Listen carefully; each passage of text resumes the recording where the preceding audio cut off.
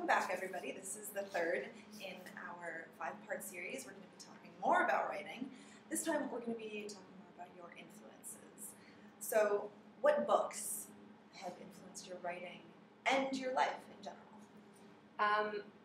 Growing up, the first books that I remember loving were anything by Roald Dahl. My dad used to read The Witches, Matilda, the BFG, James the Giant Peach, all of them, to me and my brother as we were growing up. So those were the first books that really got me, I think, into storytelling. The books that I think of when I think of what's inspiring me these days, it varies, it ranges kind of wildly. I mean, The Great Gatsby is a big favorite of mine. It's, I think, a really beautiful doomed love story. And I also love 100 Years of Solitude. I think some of the paranormal elements in my stories come from magical realism, which I really love. I love Faulkner, I love Virginia Woolf, I love Charles Dickens. Those are my kind of classic writers, but it's a growing list, you know. And now I'm reading tons of YA and tons of middle grade. I love middle grade. So I just reread The Golden Compass, and you know, just laughing and crying the whole way through. You know, Such a fun read. So, when you're writing your own novel, do you let yourself read other people's, or do you feel like you sort of, you know, subconsciously take things, or? I'm a big proponent of just reading as much as you can, all the time, any genre. I know people say don't read the same thing that you're writing.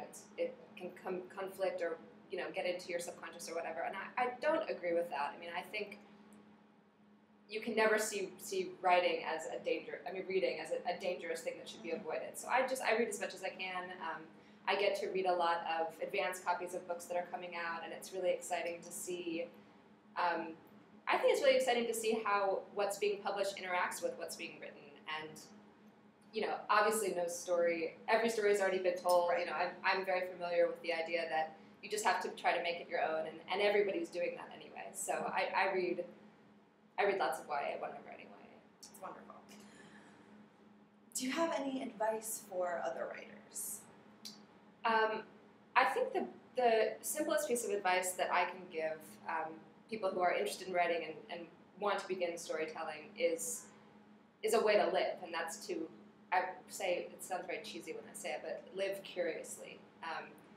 I find that I rarely get bored because everything that happens to me, every place I am, I'm eavesdropping. I'm looking at what's going on around me and looking at personal relationships and stealing things basically from my book and getting inspired by what's happening in the world. So I think that applies too to reading as much as you can and meeting as many people as you can, saying yes to as many opportunities as you can. I think all of that adds up to you having a notebook full of story ideas that you're just ready to go at the drop of a hat.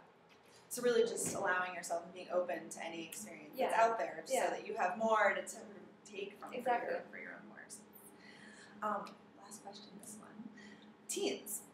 There are a lot of authors out there who, budding authors that is, they want to be writers in the future, they're young and they're just starting out, and they're, you know, maybe they're even younger than teens, they're taking classes like you've taken.